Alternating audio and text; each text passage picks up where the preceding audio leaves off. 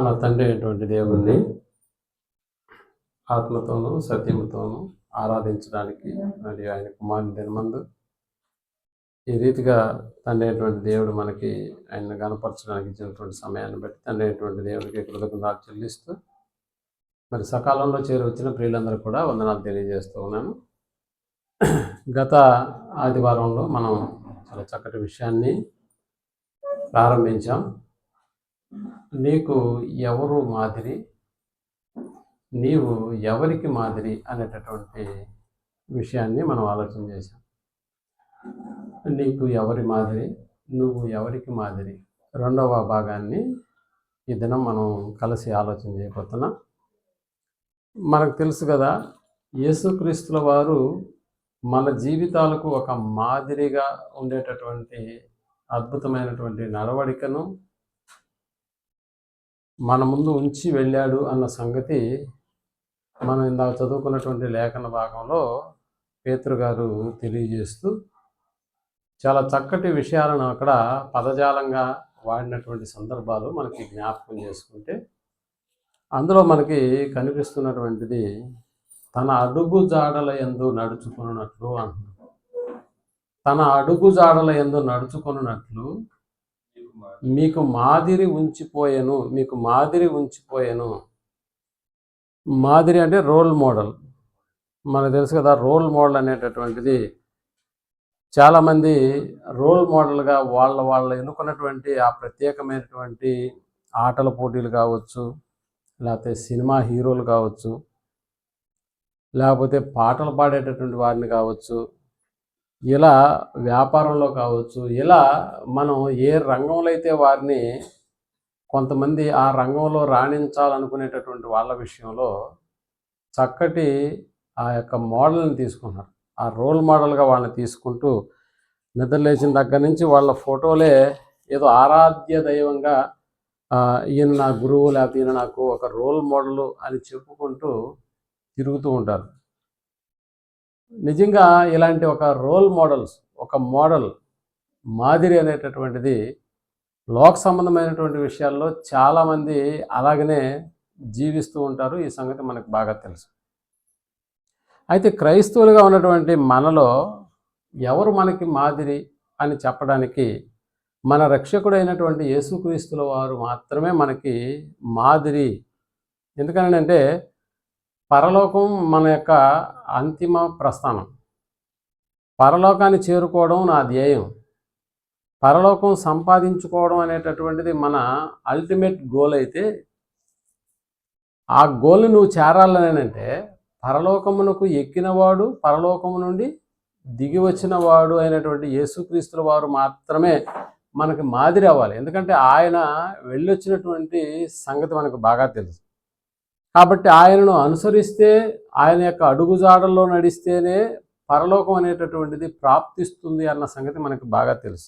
అందుకనే గత వారంలో యేసుక్రీస్తుల వారి యొక్క ఆ మోడల్ అడుగుజాడలు ఏంటి అని మనం మాట్లాడుకున్నప్పుడు కొన్నిటిని మనం ఆలోచన చేసాం. ఆయన పాపము చేయలేదు అన్న పదం మనకు కనిపిస్తుంది. అంటే పరలోకానికి ఎవరైతే వెళ్ళాలని అనుకుంటున్నారో వారు కూడా ఇదే అడుగుజాడల్లో నడుచుకొనవలసినటువంటి వారై ఉన్నారు. ఒకటి, పాపము చేయలేదు అంటే నిజంగానే యేసుక్రీస్తుల వారు పాపం చేశారా అంటే పాపము చేయలేదు. ఎందుకు పాపం చేయలేదు? పాపులకు పరలోకంలో ప్రవేశం లేదు.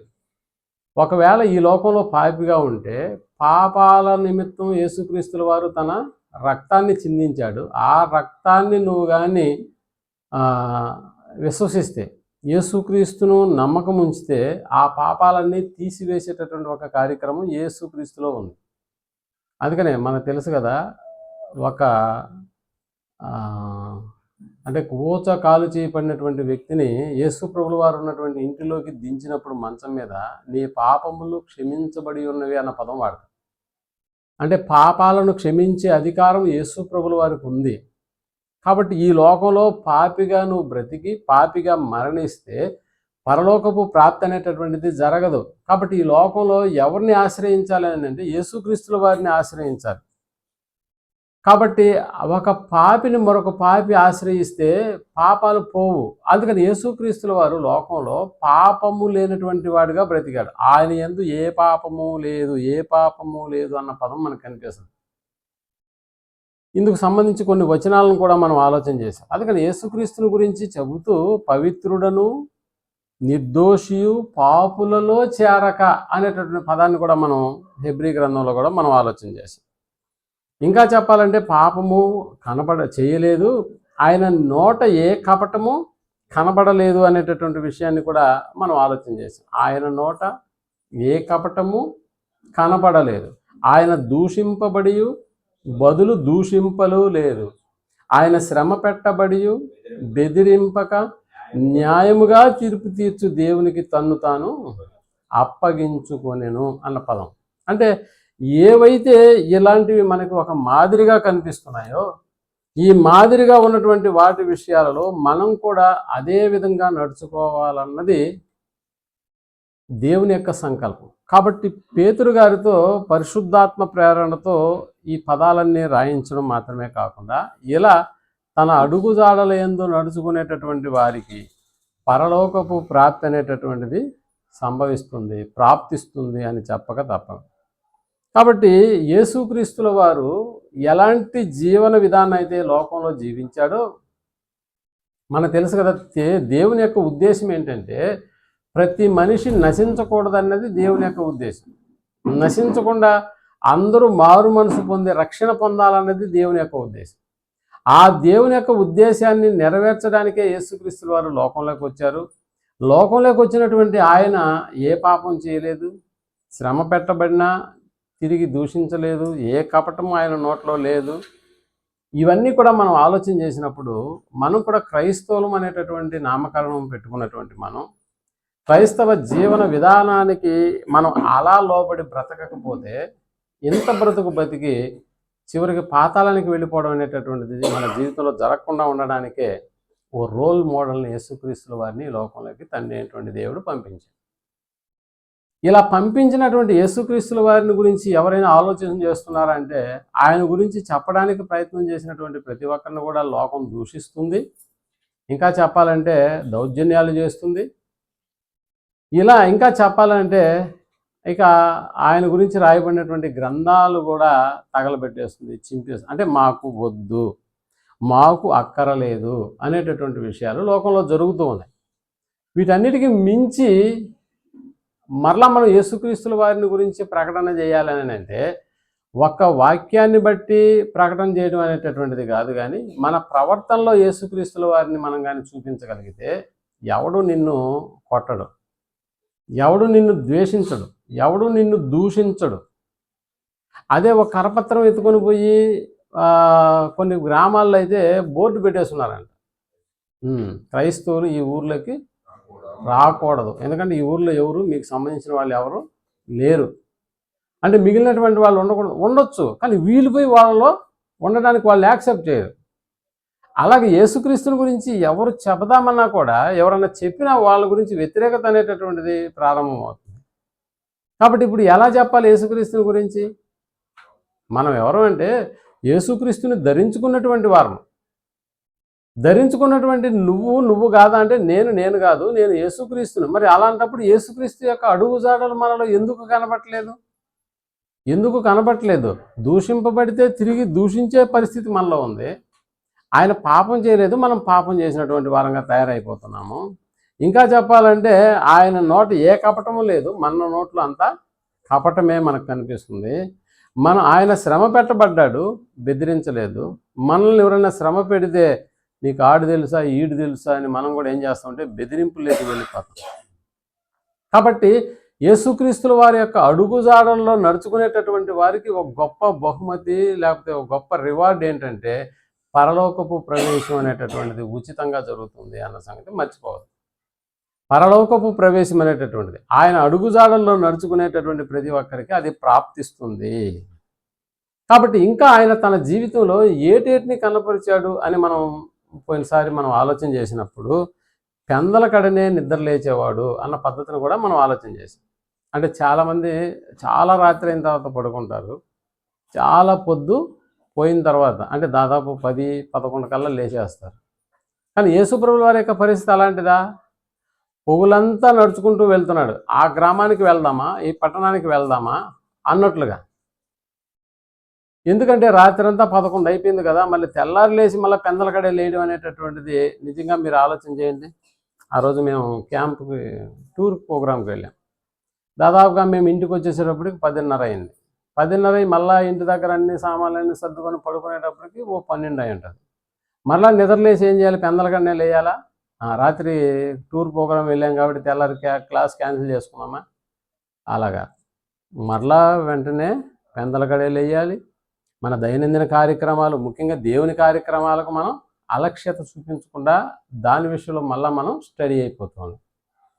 అలాగే యేసు ప్రభుల వారిని మీరు ఆలోచన చేస్తే తాను భౌతికంగా భూమి మీద తిరిగినటువంటి దినాలలో చాలా రాత్రి అయిన తర్వాత కానీ పడుకునేవాడు కాదు. ఎందుకంటే జన సమూహాలు ఆయన వెంబడించేటటువంటి వాళ్ళు, ఆయన ఎక్కడున్నాడు అని వెతికేటటువంటి వాళ్ళు కూడా ఉన్నారు. కాబట్టి చాలా రాత్రి అయిన తర్వాత పడుకున్నా కూడా పెందలకడనే లేచేసేవాడు. నిజంగా పెందలకడనే లేచేయడం అనేటటువంటిది, ఇంకా చెప్పాలంటే పెందలకడనే లేచి ఎక్కడికి వెళ్ళాడంటే రాతి వేతంత దూరంలోకి వెళ్ళి అక్కడ మోకాళ్ళుని ప్రార్థన చేసేవాడు అన్న సంగతిని కూడా మనం ఆలోచించాలి. అంటే మన ప్రార్థనల విషయంలో కూడా మనం ఎలాంటి వైఖరిని అవలంబించే వాళ్ళమంటే పడుకొని ప్రార్థన చేస్తాము, దుప్పటి కప్పుకొని మరీ ప్రార్థన ఏమంటే ప్రార్థనే కదా, ఎలా చేస్తే ఏమిలే అనేటటువంటి ఆలోచన ప్రకారం వెళ్ళిపోతూ ఉంటాం. కానీ యేసు ప్రభుల వారు మోకాళ్ళుని ప్రార్థన చేశాడు. మోకాళ్ళ నొప్పుల నుండి ఒకవేళ ప్రార్థన చేయకపోతే ఏదో కన్జక్షన్ లేకపోతే ఉంటుందేమో, కానీ మోకాళ్ళు బాగుండి మోకాళ్ళుని ప్రార్థన చేయకపోతే మరి యేసు ప్రభుల వారు చేసినటువంటి మాదిరి ఇలా మనం ప్రతి దాన్ని మనం మ్యాచ్ చేసుకుంటూ వెళ్ళిపోతే ఖచ్చితంగా చాలా వాటిలో మనం ఏమైపోతున్నాం అంటే మైనస్లు అయిపోతున్నాం. యేసుక్రీస్తుల వారు ఎక్కడికి వెళ్ళినా కూడా సమాజ మందిరానికి వెళ్ళేవాడు. అక్కడికి వెళ్ళి నిజంగా అక్కడ వాక్యమైనటువంటి యేసుక్రీస్తుల వారే వాక్యాన్ని ప్రకటించాడు అన్న సంగతిని కూడా ఆయన చేతికి యెషయా గ్రంథము ఇవ్వబడెను అన్న పదం ఉంది. అంటే సమాజ మందిరంలోకి వెళ్ళిన ప్రతిసారి వాక్యాన్ని చెప్పడానికి అక్కడ వాళ్ళు అనుమతి ఇచ్చేవాళ్ళు. ఆ వాక్యంలో చెప్పడంలో కూడా యేసుక్రీస్తుల వారిని గురించి చెప్పబడినటువంటి ప్రవక్తల లేఖనాలను గురించి యేసుప్రభుల వారు వివరించేవారు. అంటే మందిరానికి కూడా వెళ్ళేవాడా అంటే మందిరానికి కూడా వెళ్ళేవాడు. మరి మందిరానికి ఏ టైంలో వెళ్తాడు చెప్పండి? ఎప్పుడు పడితే అప్పుడు వెళ్ళిపోతే మందిరం ఉంటుందా? ఉండదు. అంటే మనం కూడా ఎప్పుడు పడితే అప్పుడు ఇక్కడికి వచ్చేస్తే తాళాలు తీసేసి ఉంటాయంటే కాదు. సర్టన్ టైమింగ్స్, అందుకనే సమయం అనేటటువంటి వాటి విషయాల్లో మనం ఒక బోర్డునే తగిలించి పెడతాం. ఆ సమయాలకు లేటుగా వచ్చేటటువంటి వాళ్ళు ఉంటారు, ముందుగా వచ్చేటటువంటి వాళ్ళు ఉంటారు. కానీ యేసుక్రీస్తు వారు ఎప్పుడు వెళ్ళేవాడు చెప్పండి? ఎన్ని దేవుని యొక్క కార్యక్రమాలు, మరి ఏ ఉద్యోగం లేదు కదా ఆయనకి. లోకంలో ఏదైనా ఉద్యోగం ఉందా ఆయన చేసుకునేదానికి? లేదు. ఉన్న ఉద్యోగం వల్ల దేవుని యొక్క కార్యక్రమాన్ని చేయడమే. కాబట్టి ఆ కార్యక్రమాలు చేస్తూ ఎక్కడైతే దేవుని యొక్క సమాజ మందిరాలు కనిపిస్తాయో అక్కడికి వెళ్ళి కూర్చునేవాడు. ఆ కూర్చున్నప్పుడు ఎవరైనా దైవ గ్రంథాన్ని ఇస్తే అందులో ఉన్నటువంటి విషయాలను బోధించేటటువంటి వాడు. మరి అది అయిపోయిన తర్వాత మరలా ఆ సమీప గ్రామంలోకి వెళ్దామా, ఈ పట్టణంలోకి వెళ్దామా, రండి, ఇందు నిమిత్తమే కదా నేను పంపబడి తిని, నేను వచ్చి తిని అన్న పదాలు కూడా, అంటే ఖాళీ లేకుండా తిరగడం అనేటటువంటిది యేసుక్రీస్తుల వారు నిర్ణయించుకున్నటువంటి దేవుని కార్యక్రమం. ఇది మాత్రమే కాకుండా మరి ఇంకేం విషయాల్లో యేసుక్రీస్తుల వారిని మనం మాదిరి పెట్టుకోవాలి అని అంటే ఒకసారి 17వ అధ్యాయం యోహాను సువార్త 4వ వచనాన్ని మనం చేయగలిగితే, యోహాను సువార్త 17వ అధ్యాయము 4వ వచనంలో ఆయన చెబుతూ ఒక నివేదికను సమర్పిస్తున్నట్టుగా ఉంది. యోహాను సువార్త 17వ అధ్యాయము, అదిగో చేయుటకు నీవు నాకు ఇచ్చిన పని నేను సంపూర్ణముగా నెరవేర్చి భూమి మీద. అంటే ఇప్పుడు ఏ విషయాల్లో మాదిరి తీసుకోవాలి యేసుక్రీస్తుల వారిని? తండ్రి పని చేయడంలో ఓ మాదిరిగా తీసుకోవాలి. అంటే దేవుని పని చేయడంలో ఒక మాదిరిగా తీసుకోవాలి. ఎందుకంటే ఈయన పనిని గురించిన ప్రస్తాపన చేస్తూ చేయుటకు నీవు నాకు ఇచ్చిన పనిని నేనేం చేశానంటే సంపూర్ణంగా వాటిని నెరవేర్చి తిని అనేటటువంటి పదాన్ని వాడుతున్నాడు. అంత మాత్రమే కాకుండా అదే యోహాను సువార్తలోనే 4వ అధ్యాయము 34వ వచనాన్ని మనం ఆలోచించగలిగితే, 4వ అధ్యాయము 34వ వచనాన్ని మనం ఆలోచించగలిగితే, యేసు వారిని చూచి అదిగో నన్ను పంపిన వాని చిత్తము నెరవేర్చుటయు ఆయన పని తుదముట్టించుటయు నాకు ఆహారమై ఉన్నది అన్నాడు. నాకు అన్నం ఏంటి? ఇప్పుడు నాకు భోజనం ఏంటి? పని. అప్పుడప్పుడు క్రికెట్లో ఈ పదాలు వాడతారు, పరుగుల దాహం తీరలేదు. పరుగులు దాహం ఏమైనా సంబంధం ఉందా అంటే అలాంటి ఒక భావనను ఇక్కడ అలంకార రూపంగా వాడుతుంటారు. ఇక్కడ యేసు ప్రభుల వారికి పనేంటి? దేవుని పనిని నెరవేర్చడమే అది ఆయనకు ఆహారం అన్నాడు. ఆయన యొక్క ఆహారం ఏంటంటే దేవుని పని జరిగించడమే ఆయన యొక్క పని.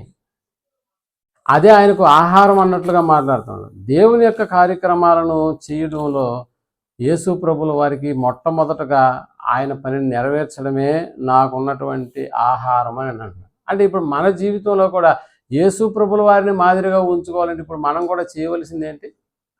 దేవుని పని విషయంలో సంపూర్ణంగా మనకు అప్పగింపబడినటువంటి ఏ పని అది దేవుని పని అంటే దేవుని పనిని మనం ఏం చేయాలంటే తప్పకుండా మనం వాటిని జరిగించవలసినటువంటి వారమై ఉండాలి. 8వ అధ్యాయంలోనే యోహాను సువార్త 29వ వచనాన్ని కూడా మనం ఆలోచన చేస్తే, పని చేయడంలో యేసుక్రీస్తుల గారిని గురించి చెప్తున్నటువంటి మాట విషయం, అదిగో నన్ను పంపినవాడు నాకు తోడై ఉన్నాడు. అదో చూసారా, ఆయనకు ఇష్టమైన కార్యము నేను ఎల్లప్పుడూ చేయుదును. కనుక ఆయన నన్ను ఒంటరిగా విడిచిపెట్టలేదని చెప్పాను అన్నాడు. చూసారా, అంటే నన్ను పంపిన వాడి కార్యము అన్నాడు. ఆయనకి ఇష్టమైన కార్యము నేను ఎల్లప్పుడూ చేస్తాను. ఆయనకి ఇష్టమైనటువంటి కార్యం. ఇప్పుడు భూమి మీదకి వచ్చినటువంటి మనం కూడా యేసు ప్రభుల వారు తండ్రి అయినటువంటి దేవునికి ఇష్టమైన కార్యక్రమాన్ని ఎల్లప్పుడూ చేశాడు. ఇప్పుడు మనం కూడా ఏం చేయాలి? దేవుని కార్యక్రమం అంటే ఆ రోజు మనకి ఎక్కలేని తలనొప్పి వచ్చేస్తుంది. దేవుని కార్యక్రమం అంటే ఎక్కలేని అనారోగ్యం వచ్చేస్తుంది. ఏం క్లాసుకు రాలేదంటే మీకేం తెలుసునండి, నాకు ఆ రోజంతా ఏముండిందంటారు, మోషన్స్ అని ఎమోషన్ ఫీల్ అయిపోతారు. మీకు తెలుసో లేదు, ఆరోగ్యం బాగున్నప్పుడు ఎవరైనా వస్తారు సంఘానికి, అంతేనా? అనారోగ్యంతో వచ్చినటువంటి వాళ్ళు ఎవరైనా ఉన్నారా? మీకు తెలుసో లేదు, మొదటి శతాబ్దం క్రైస్తవ్యంలో రోగులు కూడా ఏ రోజు వచ్చి స్వస్థత పొందిపోయినట్టుగా దాఖలాలు ఉన్నాయి. విశ్రాంతి దినాన రోగులు కూడా వచ్చి మందిరానికి వచ్చి బాగుపడిపోయినటువంటి సందర్భాలు ఉన్నాయి. మనకు రోగం వస్తే ఎక్కడ ఉంటాం? మందిరానికి రాం. ఎక్కడికి ఉంటాం? ఇంట్లోనే ఆగిపోతాం. ఏమంటే మీకు ఏం తెలుసు అండి, తలనొప్పి ఆడకు వస్తే ఆ ఏసీ ముందు కూర్చోవాలంటే మాకు పెద్ద తలనొప్పి అని అంటారు. బయట కూర్చొని విను, అసలు రాలేమండి. హాస్పిటల్ ఏమైనా అడ్మిట్ అయ్యి ఉన్నావా? అలా కాదు కదా. డాక్టర్లు పంపించలేదని అంటే అదొక అర్థం ఉంది. కానీ ఇంటి దగ్గరుండి అనారోగ్యం ఉందని చెప్పుకోవడం వల్ల నీకు ఒరిగేది ఏంటి? ఇక్కడికి వస్తే బాగుపడిపోయేటటువంటి సందర్భాలే కదా లేఖనాల్లో మనం చదువుతున్నాం. కాబట్టి ఇక్కడ దేవుని యొక్క కార్యక్రమం, అందుకనే నన్ను పంపినటువంటి వాడు నాకు తోడై ఉన్నాడు, కాబట్టి ఆయనకు ఇష్టమైన కార్యము నేను ఎల్లప్పుడూ చేస్తానన్నాడు. ఇప్పుడు యేసుక్రీస్తుల వారే ఇలాంటి ఒక కార్యక్రమాన్ని ఎల్లప్పుడూ చేయడానికి ఇష్టపడితే మనం ఎప్పుడు చేయడానికి ఇష్టపడతామంటే అన్నీ బాగుంటే, అది ఏ బంధువులు రాకుండా ఉంటే, ఏ అనారోగ్యం మనకి దాపరించకుండా ఉంటే అప్పుడు చేయడానికి ప్రయత్నం చేస్తాం. కానీ పూర్తిగా కూడా చేయం. సగంలో వస్తాము, సగంలో వెళ్ళిపోతాం. కాబట్టి ఇలాంటి కార్యక్రమాలలో మేము యేసుక్రీస్తు అడుగుజాడల్లో నడుచుకుంటున్నామని అంటే అది ఎలా ఉంటుందంటే హాస్యాస్పదంగా ఉంటుంది. కాబట్టి పని చేయడంలో యేసు ప్రభుల వారిని కూడా మనం మాదిరిగా ఉంచుకోవాలి, మాదిరిగా పెట్టుకోవాలి. పని చేయడంలో, దేవుని పని చేయడంలో. ఇంకా చెప్పాలని అంటే తను తాను తగ్గించుకోవడంలో కూడా ఏం చేయాలి? యేసుక్రీస్తుల వారిని మాదిరిగా ఉంచుకోవాలి. యేసుక్రీస్తుల వారు తను తాను తగ్గించుకున్నాడా? తగ్గించుకోలేదా? అసలు ఆ యేసుక్రీస్తుల వారి లెవెల్ ఏంటండి? దేవునితో సమానంగా ఉండడం అనేటటువంటి ఆయనే భూమి మీదకి వచ్చి ఎలా తగ్గించుకున్నాడు? తన్ను తాను రిక్తులుగా చేసుకున్నాడు అన్న పదం రాస్తాడే. సో ఇప్పుడు ఎలా తగ్గించుకున్నాడు? ఒకసారి మళ్ళీ 13వ అధ్యాయము యోహాను సువార్త 13వ అధ్యాయము 14వ వచనాన్ని మనం ఆలోచించగలిగితే, 13వ అధ్యాయం 14వ వచనం. కాబట్టి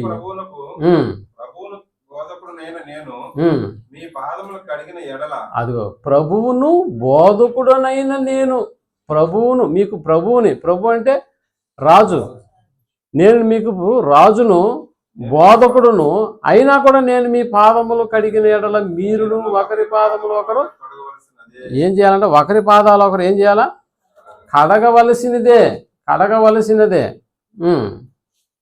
ఇంకా నేను మీకు చేసిన ప్రకారము మీరును చేయవలను. అదిగో మీకు మాదిరిగా ఇలాగ చేసి, మీకు మాదిరిగా ఇలాగ చేసిద్ది అన్నాడు. అంటే యేసుక్రీస్తుల వారి యొక్క అడుగు జాడల్లో నడుచుకోవడం అంటే సామాన్యమైన విషయం కాదు.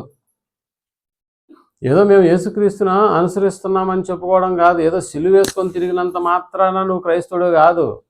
తన యొక్క అడుగు జాడల్లో నడుచుకోవడం అనే కార్యక్రమము ఇది కత్తి మీద సాము లాంటిది అని గుర్తుపెట్టుకోండి. ఎందుకంటే ఆయన అడుగు జాడల్లో నడవడం అంటే అది ఆషామాషి వ్యవహారం కాదు. మరి ఎలాంటిది అని అంటే ఇదిగో ఇలాంటి కార్యక్రమం చేస్తావా? నేను ఏం చేశానంటే మీ పాదములు కడిగి మీకు మాదిరిగా అన్న పదం రాస్తున్నాడా? మళ్ళా చదవండి దాన్ని. కాబట్టి ప్రభువును బోధకుడనైన నేను మీ పాదములు కడిగిన ఎడల, మీ పాదములు కడిగిన ఎడల నేను మీకు చేసిన ప్రకారం, అదిగో నేను మీకు చేసిన ప్రకారము మీరును చేయవలనని, మీరును చేయాలని మీకు మాదిరిగా, మీకు రోల్ మోడల్ ఎవరు?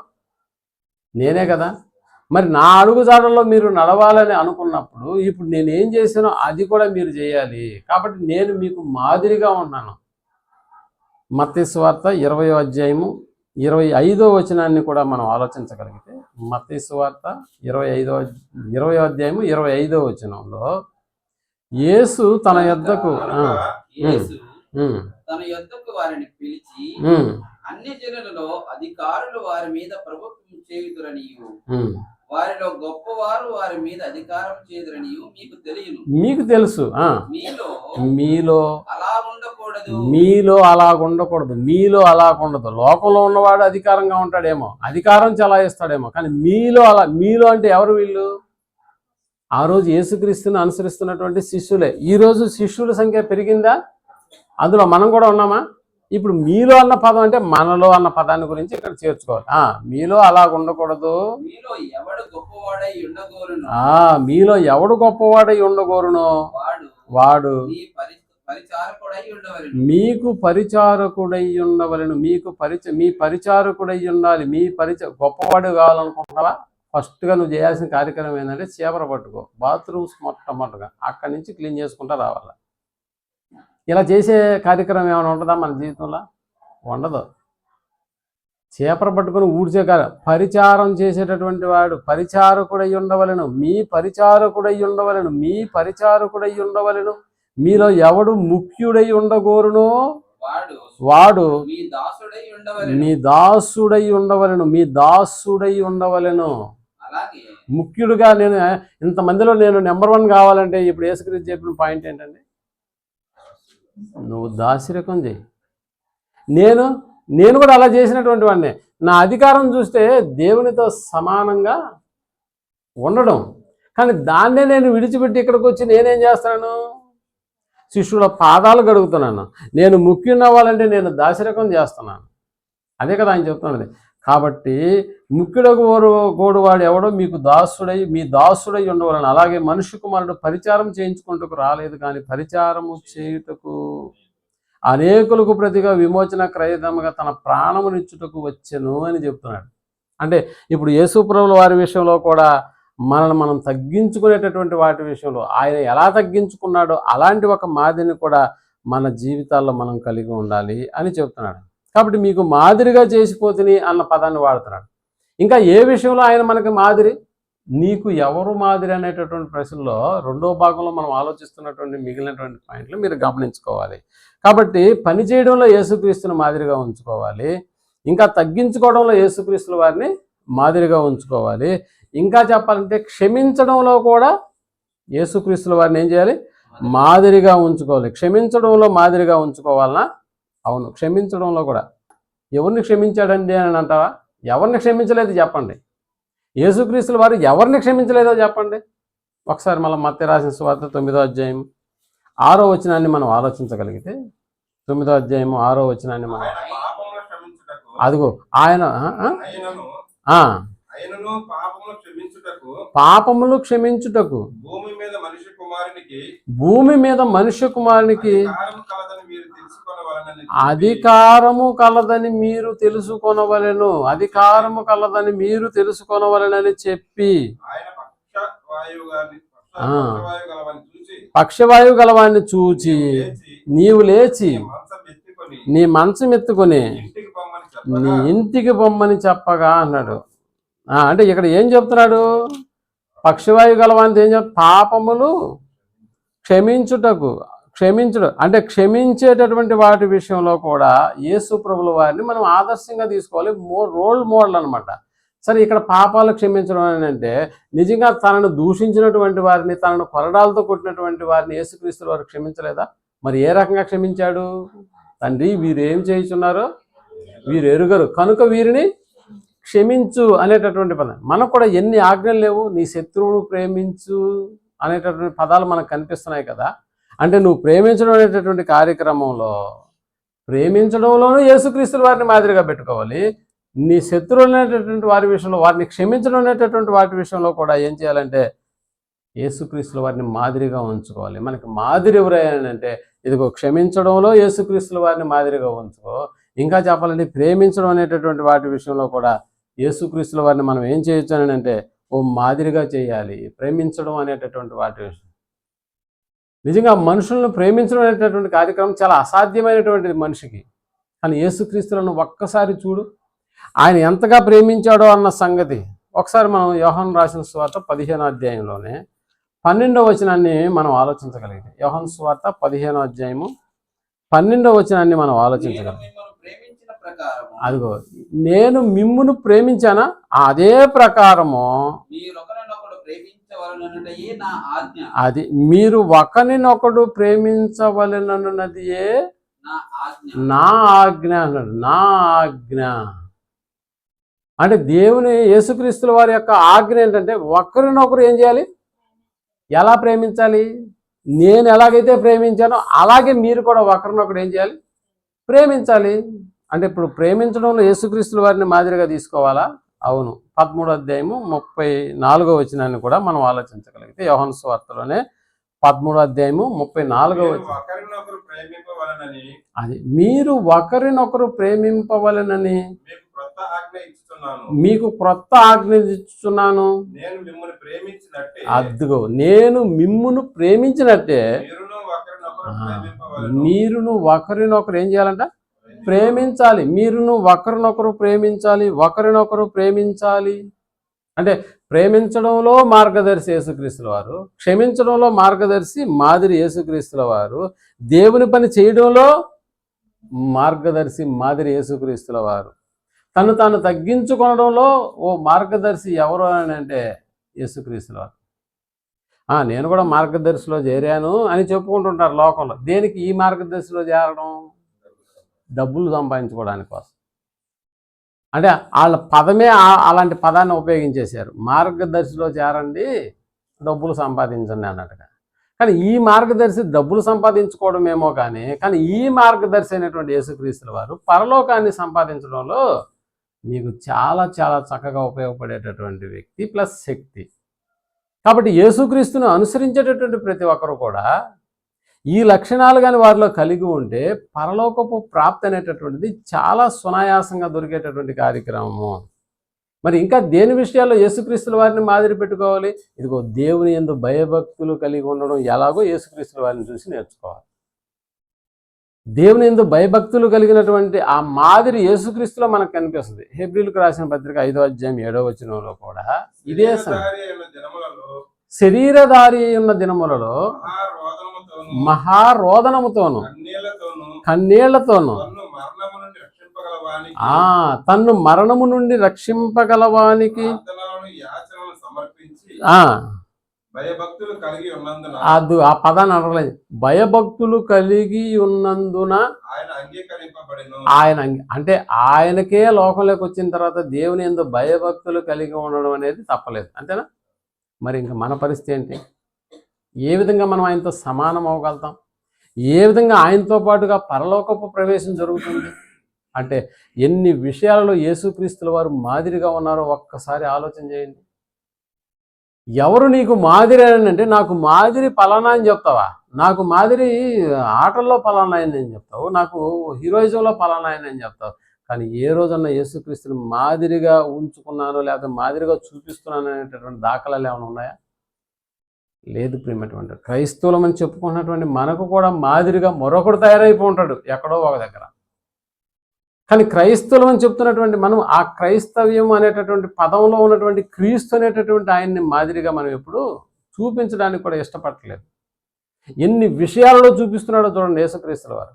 ఎన్ని విషయాల్లో, కనీసం కొన్ని విషయాలైనా మనం అలా ఆయనకు ఆదర్శంగా లేకపోతే ఆయన మార్గదర్శిగా మనం పెట్టుకుంటున్నామా అని అంటే, పెట్టుకుంటున్న ప్రతిసారి అపవాదం వచ్చి తీసుకెళ్ళిపోతుంది. నువ్వేంట్రా తగ్గించుకునేది?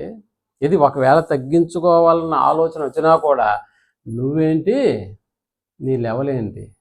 నువ్వు పోయి అక్కడ కుర్చీలు తోడవడమా? నువ్వు పోయి అక్కడ చెమ్మడమా? నువ్వేంటి అసలు అంటే ఆటోమేటిక్గా ఆ తగ్గింపుతనాన్ని ఎత్తుకెళ్ళిపోతున్నాడా? నువ్వేంటి ఆయన్ని క్షమించేదాన్ని కూడా క్షమించాలన్న ఆలోచన నీకున్నా కూడా ఆడొచ్చి ఏం చేస్తాడంటే వెంటనే దాన్ని ఎత్తుకెళ్ళిపోతున్నాడు. ఉండట్లేదు మన దగ్గర, ఉండట్లేదు.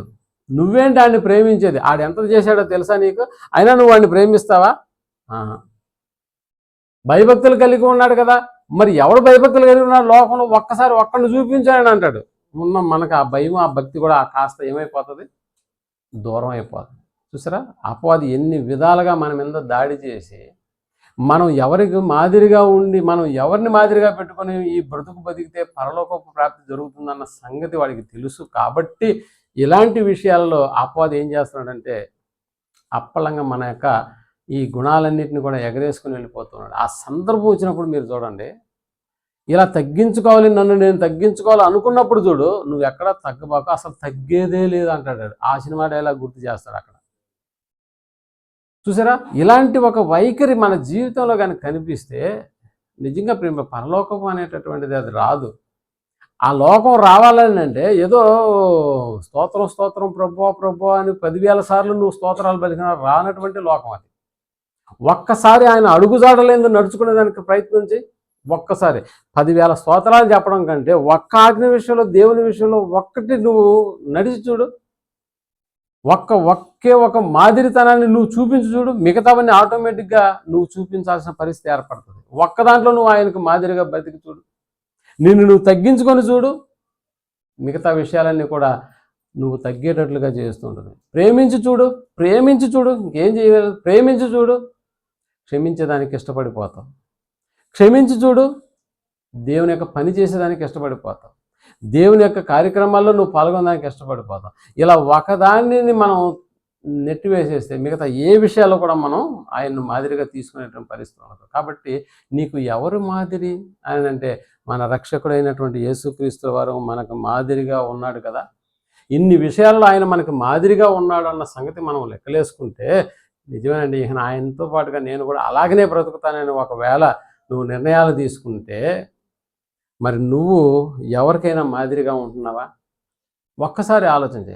ఇన్ని విషయాలలో మాదిరి, ఎన్నో బాప్తిసం పొందినప్పటి నుంచి ఎన్నో తరగతులు వింటా ఉన్నాం మనం, కానీ ఏ ఒక్క విషయంలో మాదిరిగా అయితే యేసుక్రీస్తుల వారిని మనం మాదిరిగా రోల్ మోడల్గా మనం పెట్టుకోవట్లేదు. మరి ఆయన్ను రోల్ మోడల్గా పెట్టుకున్నటువంటి మనం ఇంకెవరికి మాదిరిగా ఎలాగుంటాం చెప్పండి? ఇంకెవరికైనా మాదిరిగా ఉంటామా? మనమే ఆయన మాదిరిగా నడుచుకోవట్లేదు, మరి మనం ఎవరికైనా మాదిరిగా ఉంటామా? లేదు. ఒకవేళ ఏమండి ఇప్పటి వరకు మాకు ఈ సంగతులు తెలియదు, ఇక నుంచి తెలుసుకున్నటువంటి మేము ఇలా యేసుక్రీస్తుల వారినే మాకు మాదిరిగా మేము ఉంచుకోవాలని అనుకుంటున్నామని ఒకవేళ నువ్వు అనుకుంటే ఇప్పుడు నువ్వు వేరే వాళ్ళకి ఏ విషయాల్లో మాదిరి అవ్వాలో చెప్తున్నాడు అన్నమాట. అందుకని చాలా చక్కగా ఈ పాఠాన్ని మీరు గత వారం అంతా విన్నారు. ఇప్పుడు కూడా కొన్ని విషయాల్లో యేసుక్రీస్తుల వారు మనకి మాదిరి ఎలా అయ్యాడు అన్న సంగతిని గురించి మనం లెక్కలేసుకుంటాం. మరి ఒకవేళ ఈరోజే మనం ఇలాంటి నిర్ణయం తీసుకుంటే మనకి మాదిరి యేసుక్రీస్తు అన్న సంగతి మనకు అర్థమైపోయింది. ఎన్నో విషయాల్లో ఆయన మనకు మాదిరిగా కనిపిస్తున్నాడని మనకు అర్థమైంది. మరి ఆ విషయాల్లో మనం మాదిరిగా ఆయనను మనం మాదిరిగా రోల్ మోడల్గా పెట్టుకున్నటువంటి మరి మరి మనం ఇంకొకరికి రోల్ మోడల్గా ఉండాలంటే ఏ విషయాల్లో నువ్వు మాదిరిగా ఇతరుల పట్ల ఉండాలి అన్నదాన్ని మనం ఆలోచన చేసినప్పుడు, అందుకనే రెండో భాగంగా నీవు ఎవరికి మాదిరి? నీకు మాదిరేమో యేసుక్రీస్తు అనుకున్నాం ఎప్పటి వరకు, మనందరికీ మాదిరి యేసుక్రీస్తుల వారు. కానీ మనం ఎవరికి మాదిరి? అవన్నీ ఉంటే కదండి మనం ఇంకొకరు మాదిరి అవుతామని అంటారా? పోని ఇప్పటిదాకా లేదు. ఇప్పుడు విన్నటువంటి ఈ పాయింట్ అన్నిటిని మీరు ఎప్పుడు కూడా ఒక్కోసారి మీరు వీటిని ఆలోచిస్తూ ఉండండి, రాసుకోండి. ఎదురుగా మీరు కూర్చొని చదువుకునేటువంటి టేబుల్ పైన ఏ విషయాల్లో నేను మాదిరిగా ఉండాలి, నాకు మాదిరిగా ఉన్నటువంటి యేసుక్రీస్తుల వారు ఏం చేశారు అన్న లిస్టుని మీరు రాసి పెట్టుకోండి. ఇప్పుడు అలా రాసుకొని ఒక్కొక్క దాని విషయంలో వాటిని జరిగించడానికి ఇష్టపడితే ఇప్పుడు నువ్వు ఎవరికి మాదిరిగా ఉండాలన్న సంగతిని గురించి చాలా అద్భుతమైనటువంటి విషయాలు మనకు దేవుడు రాయించాడు. ఏ విషయాల్లో మనం ఇంకొకరికి మాదిరిగా ఉండాలి, ఏ విషయాలలో మనం ఇంకొకరికి మాదిరిగా ఉండాలి అని అంటే ముందు మనకు మాదిరి ఎవరు? యేసుక్రీస్తు వారు. ఏ విషయాల్లో మనకి మాదిరిగా ఉన్నాడు అన్న సంగతి మనకు అర్థమైతే ఇప్పుడు మనం ఎవరికి మాదిరిగా ఉండాలి, ఏ విషయాల్లో ఉండాలంటే మొట్టమొదటగా ఒక విశ్వాసిగా ఉన్నటువంటి మనం మరొక విశ్వాసికి మాదిరిగా ఉండాలి. బాగా గుర్తుపెట్టుకో. ఒక విశ్వాసిగా ఉన్నటువంటి మనం మరొక విశ్వాసికి మాదిరిగా ఉండాలి. మరొక విశ్వాసికి మాదిరిగా ఉండాలి. ఒక విశ్వాసిగా ఉన్నటువంటి మనం మరొక విశ్వాసికి మనం మాదిరిగా ఉండాలి. అంటే నేడు కూడా మనం మాదిరికరంగా ఉండాలా? అవును, మాదిరికరంగా ఉండాలని పౌలు గారు తిమోతికి రాస్తూ ఈ సంగతిని చెప్తున్నాడు. ఒకసారి మనం తిమోతికి రాసిన మొదటి పత్రిక 4వ అధ్యాయము 11వ వచనాన్ని మనం ఆలోచించగలిగితే, 4వ అధ్యాయం 11వ వచనం, పౌలు గారు తిమోతికి రాస్తూ చెప్తున్నాడు, తిమోతి ఈ సంగతులను ఆజ్ఞాపించి బోధించుము, నీ యవ్వనమును బట్టి నిన్ను తృణీకరింపనీయకము, కానీ మాటలోను ప్రవర్తనలోను ప్రేమలోను విశ్వాసములోను పవిత్రతలోను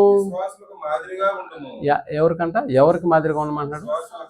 విశ్వాసులకు మాదిరిగా ఉండుము, లోకస్తులకు కాదు. ఎవడైతే ఈ మార్గంలోకి వచ్చి ఇక్కడ కూర్చుంటాడో ఆడు విశ్వాసి. చాలామంది తెలుసు కొన్ని ప్రార్థనా మందిరాల పేర్లు విశ్వాసుల ప్రార్థనా మందిరాలు ఉంటాయా? విశ్వాసుల ప్రార్థన, నిజానికి అక్కడ వచ్చే వాళ్ళంతా విశ్వాసులా? చెప్పలేము. ఒకవేళ విశ్వాసులైతే విశ్వాసులకు మాదిరిగా ఏ విశ్వాసం ఉన్నాడు అక్కడ చెప్పండి? విశ్వాసులకు మాదిరిగా మరొక విశ్వాసం ఉన్నాడా? చాలా కష్టమే కదా. కాబట్టి ఇక్కడ పౌలు గారు తిమోతికి చెప్తూ నీ ఏ విషయాలను నువ్వు మాదిరిగా ఉండాలి, ఎవరికి మాదిరిగా ఉండాలి, ఎవరికి మాదిరిగా ఉండాలి, ఎవరెవరికి ఏ విషయాల్లో మాదిరిగా ఉండాలి. అందుకనే విశ్వాసులకు మాదిరిగా ఉండు. నువ్వు విశ్వాసివే కదా, మరి విశ్వాసికి మరొక విశ్వాసి ఎలా ఉండాలి? మాదిరిగా. ఏ విషయాల్లో మాదిరిగా ఉండాలి?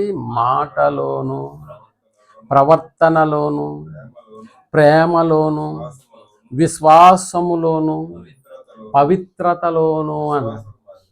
విశ్వాసులకు మాదిరిగా ఉండు, విశ్వాసులకు మాదిరిగా ఉండు. ఇప్పుడు అర్థమవుతుందా? నీకు ఎవరు మాదిరి అని అంటే యేసుక్రీస్తుల వారు అని చెప్పు. మరి నువ్వెవరికి మాదిరి? మరొక విశ్వాసికి నువ్వు మాదిరిగా ఉండాలి. నువ్వు మాదిరిగా ఉండాలి. ఏ విషయాల్లో మాదిరిగా ఉండాలి? మొట్టమొదటి యేసుక్రీస్తు ఏ విషయాలు అయితే మనకు మాదిరిగా ఉన్నారో ఆ లిస్టు తీసుకో. అడిషనల్గా ఇవి యాడ్ చేస్తున్నాడు పౌలు గారు. మాటలోను ప్రవర్తనలోను ప్రేమలోను. అంటే ఇవన్నీ కూడా యేసుక్రీస్తుల వారిలో కనిపిస్తున్నాయా? ఇప్పుడు నీలో కూడా కనిపించాలి. నీలో కనిపించి మరొక విశ్వాసికి ఇవి నీలో కనిపించి నువ్వు ఆ విశ్వాసికి కూడా ఎలా ఉండాలి? మాదిరిగా ఉండాలి. మాదిరిగా ఉండాలి. ఇంతకీ నువ్వు మాదిరిగా ఉండని చెప్తున్నటువంటి పౌలు గారు కూడా ఎవరికైనా మాదిరిగా ఉన్నాడా? నా పాయింట్ అర్థమైందా? పౌలు నువ్వు మాదిరిగా ఉండు, నువ్వు మాదిరిగా ఉండు, మాటలో ప్రవర్తనలో పవిత్రతలో నువ్వు మాదిరిగా ఉండని చెప్పేటటువంటి ఈయన ఎవరికి మాదిరిగా ఉన్నాడు? పౌలు గారు. ఈయన కూడా విశ్వాసులకు మాదిరిగానే ఉన్నాడు. కాబట్టి నువ్వు కూడా విశ్వాసులకు మాదిరిగా ఉండు అన్నాడు. నువ్వు కూడా విశ్వాసులకు మాదిరిగా ఉండు అన్నాడు. మరి నువ్వు ఎక్కడ ఉన్నావు పౌలు గారు అని అంటే ఒకసారి 2వ కొరింథీ 11వ అధ్యాయంలో చూసుకో. మొదటి వచనంలో నేను ఎవరికి మాదిరిగా ఉన్నానో చెప్తున్నటువంటి సందర్భం. అదిగో నేను క్రీస్తును పోలి నడుచుకున్న అంటే క్రీస్తు నాకు మాదిరిగా ఉన్నాడు, ఇప్పుడు నేను నీకు మాదిరిగా ఉన్నాను అంటున్నాడు. నేను క్రీస్తును పోలి నడుచుకున్న ప్రకారం పోలి నడుచుకున్న ప్రకారము మీరును నన్ను పోలిన, అంటే నేను ఇప్పుడు విశ్వాసికి మరొక విశ్వాసిగా నన్ను నేను చూపించుకుంటానా? విశ్వాసులైనటువంటి మీకు కూడా నేను మాదిరిగా ఉన్నాను. నాకు మాదిరి ఎవరు? యేసుక్రీస్తుల వారు. యేసుక్రీస్తుల వారు నాకు మాదిరి, నేను మీకు మాదిరి అన్నాడు పౌలు గారు. ఇంకా ఫిలిప్పీలకు రాసిన పత్రిక 3వ అధ్యాయము 17వ వచనాన్ని మనం ఆలోచించగలిగితే, 3వ అధ్యాయము 17వ వచనం ఫిలిప్పీలకు రాసిన, సహోదరులారా అదిగో మీరు సహోదరులారంటే ఇల్లు విశ్వాసులే అనమాట. ఫిలిప్పీలో ఉన్నటువంటి సంఘానికి రాస్తూ, సహోదరులారా మీరు నన్ను పోలి నడుచుకోనండి, మేము మీకు మాదిరి. మేము అన్న పదం ఎందుకు రాస్తున్నాడు ఇక్కడ? ఈయనతో పాటు పౌలు, సీలో లేకపోతే బర్నబాను ఎవరో ఒకరు ఉండి ఉంటారు. కాబట్టి మేము అన్న పదాన్ని, మేము మీకు మాదిరి ఉన్న ప్రకారము నడుచు, అది మీకు మాదిరి ఉన్న ప్రకారము నడుచుకుని వారిని గురిపెట్టి చూడండి. గురిపెట్టి మేము మీకు ఎలాగున్నాం? మాదిరి అయినట్టుగా ఉన్నాము. మేము మీకు మాదిరి అయి ఉన్నాము. మేము మీకు మాదిరి అయి ఉన్నాము. అందుకని మొదటి పేతురు రాసిన పత్రికలో కూడా పేతురు గారు కూడా 5వ అధ్యాయం 3వ వచనంలో ఇదే సంగతిని గురించి పేతురు గారు కూడా, మీకు అప్పగింపబడిన వారి పైన, 5వ అధ్యాయం 3వ వచనం, రైట్, మీకు అప్పగింపబడిన వారి పైన, మీకు అప్పగింపబడిన వారి పైన ప్రభువులు అయినట్టు ఉండక ఇది ఎవరి గురించి చెప్తున్నాడు? ఇంతకు ముందేమో ఒక విశ్వాసికి మరొక విశ్వాసిలాగా నువ్వు మాదిరిగా ఉండు అని చెబుతూ, ఇప్పుడు రెండో విషయంలో వాక్యాన్ని చెప్తున్నటువంటి మాకు కూడా చెప్తున్నాడు.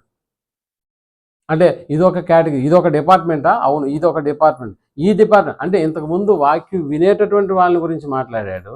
ఎలా? ఒక విశ్వాసికి మరొక విశ్వాసికి మాదిరిగా ఉన్నాడు. ఇప్పుడు విశ్వాసులకు బోధించే వాక్యాన్ని బోధించేటటువంటి వాళ్ళ విషయంకి వచ్చేసేటప్పటికి ఇప్పుడు చెప్తున్నటువంటి మాట, మీకు అప్పగింపబడినటువంటి వారి పైగా వారి మీద మీరు ప్రభువులై ఉండకండి. ఎవరి గురించి? ఇప్పుడు వాక్యం బోధిస్తున్నటువంటి వారిని గురించి చెప్తున్నాడు. వారికి మీరు ఎలా ఉండకూడదంటే ప్రభువులైనట్టు ఉండక, అది మందకు మాదిరులుగా ఉండండి. మందకు మాదిరులుగా ఉండండి. ఎలా ఉండాలంట? వాక్యం చెప్పేటటువంటి వాళ్ళు కూడా మందకు, ఒక సేవకుడు మరొక సేవకుడికి ఎలా ఉండాలి? ఒక విశ్వాసి ఏమో మరొక విశ్వాసికి మాదిరిగా ఉండాలి. ఒక సేవకుడు మరొక సేవకుడికి కూడా మాదిరిగా ఉండాలి. అందుకనే ఒకసారి సేవకుల మీటింగ్ జరిగిందండి.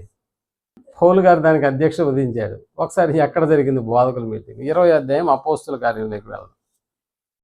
ఇక్కడ సంఘపు పెద్దలను, అంటే ఆ కాపర్లుగా ఉన్నటువంటి వాళ్ళని పిలిపించాడు. 20వ అధ్యాయము 17వ వచనం, అపోస్తుల కార్యంలోకి రండి. అతడు మిలేతు నుండి ఎఫెసునకు వర్తమానము పంపి, అదిగో సంఘపు పెద్దలు, అంటే వీళ్ళు సంఘానికి కాసేటటువంటి వాళ్ళు, సంఘపు పెద్దలను ఏం చేశాడంట? పిలిపించను. అది ఇప్పుడు బోధకుల మీటింగ్ జరిగిందా? స్వార్థకుల మీటింగ్ జరిగింది బైబిల్లో. ఇప్పుడు వాళ్ళకి అధ్యక్షత వహించింది ఎవరు? పౌలు గారు. పౌలు గారు ఇప్పుడు వాళ్ళకి ఏం సంగతులు చెప్తున్నాడో చూడండి. నేను ఆసియాలో కాలు పెట్టిన దినము నుండి ఎల్లకాలము మీ మధ్య నేను ఎలాగూ నడుచుకుంటున్నో మీరే ఎరుగుదురు. యూదుల కుట్రల వలన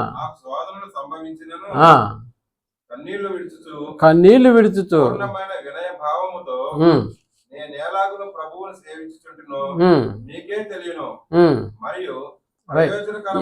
ఈ మీటింగ్, రైట్, ఇవన్నీ మీటింగ్లు ఆయన చెబుతూ ఆ పెద్దలను ఎవరైతే సంఘాన్ని కాస్తున్నారో వాళ్ళందరినీ పిలిపించాడు. వాళ్ళు వచ్చినప్పుడు ఈ సంగతులన్నీ మాట్లాడుతూ 35వ వచనంకి రండి ఫైనల్గా, ఎందుకంటే మనం ఇవన్నీ కూడా మళ్ళా మాట్లాడుకోవచ్చు. ఇప్పుడు 35వ వచనంకి వచ్చేసేటప్పటికి, అది మీరు అంటే ఎవరు? వాళ్ళు సంఘస్థులు కాదు, సంఘాన్ని నడిపించే పెద్దలు. మీరును ఇలాగు ప్రయాసపడి బలహీనులను సంరక్షించవలెననియు, అంటే పుచ్చుకొనుట కంటే ఇచ్చుట ధన్యమని ప్రభువైన యేసు చెప్పిన మాట జ్ఞాపకం చేసుకొనవలెననియు. అన్ని విషయములలో మీకు మాదిరి చూపించినని అది చెప్పెను. అన్ని విషయంలో నేను మీకేం చూపించాను? మాదిరి చూపించాను. మీకు మాదిరి చూపించాను. అన్ని విషయంలో మీకు మాదిరిని చూపించాను. అంటే ఒక సేవకుడిగా పౌలు అనేక సేవకులకు కూడా నేను ఎలాగున్నానని చెప్తున్నాడు? మాదిరిగా ఉన్నాను అన్నాడు. అంటే మనం ఎవరికి మాదిరిగా ఉండాలంటే, నువ్వు ఒకవేళ విశ్వాసి అయితే విశ్వాసులకు మాదిరిగా ఉండు. నువ్వు ఒకవేళ బోధకుడివి, లేకపోతే ఒకవేళ సువార్థికుడు అయితే, ఒకవేళ సంఘాన్ని కాచేటటువంటి పెద్దలలో ఒకడివి అయితే, నువ్వు వారి విషయంలో కూడా ఎలాగ ఉండాలి? మాదిరిగా, నన్ను మాదిరిగా పెట్టుకొని చూసుకో అన్నాడు. నేను యేసుక్రీస్తుల వారిని మాదిరిగా పెట్టుకున్నాను. అందుకని ఆయన చెబుతూ, మీ అన్ని విషయంలో మీకు మాదిరి నేను చూపించినట్టుగానే మీరు కూడా ఏం చేయాలి? అలా చూపించండి అనేటటువంటి విషయాన్ని మాట్లాడుతూ ఉన్నాడు. కాబట్టి ఇక్కడ మనకు ఎవరు మాదిరి అని చెప్పడానికి యేసుక్రీస్తుల వారు మనకు ఉపయోగపడతాం. కానీ మనం ఎవరికి మాదిరి అని చెప్పడానికి, నేను పలానా ఆయనకి మాదిరిని నేను చెప్పగలుగుతామా? పలానా ఆయన నాకు మాదిరి అని ఎవడైనా చెప్పగలుగుతాడా మన గురించి? లేదు ప్రియమైనటువంటి వాళ్ళ, అలాంటి పరిస్థితులు లేవు. ఇంకా మనకు తెలుసు కదా, మనం ఒక సంఘంగా ఉంటున్నామే, ప్రతి ఆదివారము ఆరాధనకు వస్తున్నాం, ప్రతి సంఘ కార్యక్రమాల్లో పాల్గొంటున్నటువంటి మనం కూడా ఓ సంఘం మరొక సంఘానికి కూడా ఎలాగ ఉండాలంట? మాదిరిగా ఉండాలి. ఒక సంఘాన్ని నడిపించేటటువంటి నువ్వు మాదిరిగా ఉండాలి మిగిలిన సంఘ నాయకులకు. ఒక విశ్వాసిగా ఉన్నటువంటి నువ్వు మరిన్ని విశ్వాసులకు కూడా మాదిరిగా ఉండాలి. ఒక సంఘంగా, ఏ గ్రూప్ ఆఫ్ పీపుల్స్ ఎవరైతే మనం లోకంలో నుంచి పిలువబడినటువంటి వారుగా ఉన్నామో, మన గ్రూప్ ఆఫ్ ఈ పీపుల్స్ అంటే ఈ సంఘము మరొక సంఘానికి కూడా ఎలాగ ఉండాలి? మాదిరిగా ఉండాలి. మనం అందుకనే కదా మరొక సంఘాలు కూడా మన దగ్గరకు వచ్చి నేర్చుకునే విధంగా అద్భుతమైనటువంటి కార్యక్రమాలను మనం చేసి చూపించామా లేదా? పోనీ మనం కూడా వాళ్ళ సంఘ కార్యక్రమాలకు వెళ్ళినప్పుడు కూడా వాళ్ళని చూసి కూడా మనం నేర్చుకుంటున్నాం. ఏమని? ఎక్కడ మైనస్లు జరిగాయో వాటిని మనం నేర్చుకొని మళ్ళీ మనం చేసే కార్యక్రమాల్లో అవి జరగకుండా చూసుకోవడానికి ఆయా సంఘాలు కూడా మనకు చాలా ఉపయోగపడుతున్నాయని చెప్పక తప్పదు. కారణం ఏంటంటే, ఎన్నో తరగతులకు, ఎన్నో సంఘాలకు వెళ్ళాను కాబట్టి నేను కూడా అక్కడ జరిగేటటువంటి ప్రతి విషయాలలో కూడా నేను గమనించినటువంటి విషయాల్లో మన స్థానిక సంఘం తరపున జరిపే ఏ దేవుని కార్యక్రమాల్లో కూడా ఇలాంటి కార్యక్రమాలు జరగకూడదని చాలా వాటిని కూడా నేను ఆదర్శంగా తీసుకున్నాను. అందుకని ఒకసారి మళ్ళీ మనం దశలోనికి రాసిన మొదటి పత్రిక 1వ అధ్యాయము 7వ వచనాన్ని మనం ఆలోచించగలిగితే, కాబట్టి దశలోనికి రాసిన మొదటి పత్రిక 1వ అధ్యాయము 7వ వచనాన్ని మనం ఆలోచించగలిగితే, కాబట్టి మాసిదోనియాలోను అదిగో కాబట్టి మాసిదోనియాలోను అకయాలు అంటే మాసిదోనియాలో ఉన్న సంఘములో ఉన్నటువంటి విశ్వాసులకు, ఇంకా అకయ ప్రాంతంలో ఉన్నటువంటి సంఘములో ఉన్నటువంటి విశ్వాసులందరికీ మీరు మాదిరి అయితేరని. ఎవరి గురించి మాట్లాడుతున్నాడు? మీరు మాదిరి అని ఏ సంఘాన్ని గురించి మాట్లాడుతున్నారు? అది దశలోనికలో ఉన్నటువంటి సంఘాన్ని ఉద్దేశించి పౌలు గారు చెబుతూ, ఈ దశలోనిక సంఘము అటు అకయ ప్రాంతంలో ఉన్నటువంటి సంఘంలో ఉన్నటువంటి విశ్వాసులకును, మాసిదోనియాలో ఉన్నటువంటి సంఘస్థుల విశ్వాసులకు మీరు మాదిరి అయి ఉంటిరి. ఏం చేస్తున్నారు ఆ సంఘం అంటే, ఇదిగో ఏం చేస్తున్నారు వాళ్ళు అని అంటే, చాలా అద్భుతమైనటువంటి కార్యక్రమాలు, దేవుని కార్యక్రమాలు జరిగిస్తున్నారు. కాబట్టి మీరు ఇలా జరిగించడాన్ని బట్టి ఇటు మాసిదోనియా వాళ్ళు అకయా ప్రాంతంలో ఉన్నటువంటి వారికి మీరేమైనారు అని అంటే, ఓ మాదిరి అయినారు అన్నాడు పౌలు గారు. అంటే ఒక స్థానిక సంఘం మరొక స్థానిక సంఘానికి ఏమవ్వాలి? మాదిరి అవ్వాలి. ప్రియమైనటువంటి వాళ్ళ మాదిరి అవ్వాలి. కాబట్టి ఎవరికి మాదిరిగా మన స్థానిక సంఘం ఎవరికి మాదిరిగా ఉందంటే, మరొక స్థానిక సంఘానికి మాదిరిగా ఉండాలి అన్నటువంటిది దేవుని యొక్క ఆలోచన. వ్యక్తిగతంగా నువ్వు ఒక విశ్వాసిగా ఉన్నావు అయితే మరొక విశ్వాసికి మాదిరిగా ఉండు. ఒకవేళ నువ్వు వాక్యం చెప్పేటటువంటి స్థితిలో ఉండి నువ్వు ఒకవేళ సువార్థికుడివో బోధకుడు అయితే మరొక బోధకుడికి, మరొక విశ్వాసికి కూడా నువ్వు ఎలా ఉండాలంటే మాదిరిగా ఉండు. అన్ని విషయాలలో మీరు మాదిరిగా ఉండండి. సహవాస కూడికలు, లేకపోతే మహాసభలు, సువార్తకు సభలు, జరుగుతున్నటువంటి కార్యక్రమాలు మీకు తెలుసో లేదో, 31వ తారీఖున మనం వేసుకున్నటువంటి లిస్టులో చూస్తే గత సంవత్సరంలో చాలా కార్యక్రమాలు మనం చేసాం. ఏ స్థానిక సంఘమైనా ఒకవేళ అలాంటి లెక్కలు వేసుకుంటే మన స్థానిక సంఘం చేసినటువంటి కార్యక్రమాలు నిజంగానే గర్వపడుతూ చెప్పాలి. ఎందుకంటే దేవుని యందు అతిశయపడడం అనేటటువంటిది న్యాయమైనటువంటి అతిశయం. కాబట్టి ఎన్ని అంశాలను మనం బోధించుకున్నామో, ఎన్ని తరగతులను మనం నిర్వహించుకున్నామో, ఎక్కడ ఏవి తక్కువ కాకుండా అనేటువంటి దేవుడు మనకు సహాయకారిగా ఉండి ఎన్ని అద్భుతమైనటువంటి కార్యక్రమాలు జరిగించాడు. కాబట్టి ప్రియమైనటువంటి వాళ్ళారా, ఎవరికి ఎలా మాదిరిగా ఉండాలన్న సంగతిని గురించి ఓ మాదిరిగా మనం ఆలోచిస్తున్నటువంటి ఈ విషయాలన్నింటినీ కూడా చాలా జాగ్రత్తగా నడుచుకుంటూ వెళ్ళాలి. అందుకని ఒకవేళ నువ్వు తల్లిదండ్రులుగా ఉన్నావా, తల్లిదండ్రులుగా నీకు దేవుడు పోస్ట్ ఇచ్చాడా, అయితే నీ పిల్లలకు మాదిరిగా ఉండు అన్నాడు. ఒక అబ్రహాము, ఇస్సాకు, యాకోబులను చూడండి. అబ్రహాము తాను నడిచినటువంటి నడవడిక ఇస్సాకుకు అది ఎంతగా ఉపయోగపడిందో మీరు ఆలోచన చేయండి. ఇస్సాకుకు ఆ భయము, భక్తి దేవుని మీద ఎవరు నేర్పిస్తే వచ్చింది అనుకుంటున్నారు? అబ్రహాం చేసి చూపిస్తేనే వచ్చింది ఇస్సాకు. మరి ఇస్సాకు ఎలా నడుచుకోకపోతే ఆ యాకోబుకు వస్తుంది చెప్పండి? అందుకని దేవుడు వీరి ముగ్గురు యొక్క ఆ రేషియోని తీసుకొచ్చి మాట్లాడుతూ, నేను ఎవరిని అనుకుంటున్నారు మీరు?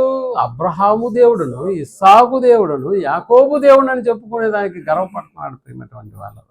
అంటే ఒక తరానికి మరొక తరం కూడా ఏమవ్వాలంటే ఆదర్శం అవ్వాలి. నువ్వు తల్లిదండ్రులుగా ఉండవా, నీ పిల్లలకు ఆదర్శవంతంగా ఉండు, ఆదర్శవంతంగా ఉండు.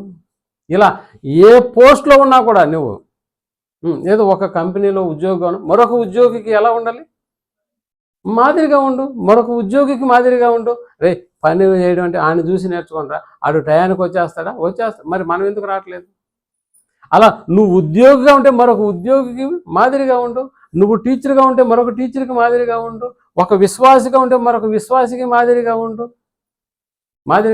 ఒక డ్రైవర్గా మరొక డ్రైవర్కి మాదిరిగా ఉండు. నువ్వు ఏ పోస్ట్లో ఉన్నా కూడా ఆ పోస్ట్ని ఒక మాదిరిగా మలుచుకో. అదే పోస్ట్లో ఉన్నటువంటి వారికి నువ్వు మాదిరిగా ఉండు. నీకు ఎవరు మాదిరో నీకు అర్థమైతే నువ్వు ఎవరికి మాదిరిగా ఉండాలో కూడా నీకు అర్థమైపోతుంది. కాబట్టి ప్రియమైనటువంటి దేవుళ్ళారా, అందరికీ మనం ఎలాగ ఉండాలంటే అందరికీ అన్ని విషయాల్లో మాదిరిగా ఉండడమే మన ముందున్నటువంటి లక్ష్యం.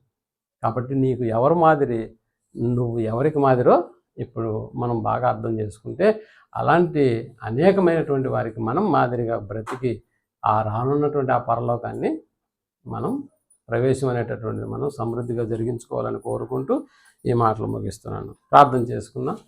దయగలిగిన మాకన్న తండ్రి, మీ మాటల యందు లక్ష్యం ఉంచడానికి, మరి ముఖ్యంగా గత వారం ఈ వారం ఆలోచన చేసినటువంటి మాదిరి అనేటటువంటి రోల్ మోడల్ అలా మీ కుమారుడైనటువంటి యేసుక్రీస్తుల వారు మాకు మాదిరిగా ఉంచిపోయినటువంటి అనేక విషయాలలో మేము మరొకరికి మాదిరిగా ఉన్నట్లుగా అలాంటి వాటన్నిటిని మేము మా జీవితంలో అన్వయించుకొని అలాగ జరిగించుకొని ఆ రాబోయేటటువంటి పరలోకాన్ని ఆ యొక్క ప్రాప్తిని మాకు సమృద్ధిగా కలిగేటట్లుగా మీ కుమారుని యందు మేము లక్ష్యం ఉంచి ఆయన అడుగుజాడల్లో నడుచుకొని మా అడుగుజాడల్లో మేమును అనేకులకు మాదిరిగా ఉండనట్లుగా సహాయం చేసి నడిపించమని ఈ ప్రార్థనను మా రక్షకుడును మీ ప్రియకుమారుడైనటువంటి యేసుక్రీస్తుల వారి నామంలో ప్రార్థించి అడిగి వేడుకొంచున్నాము తండ్రి.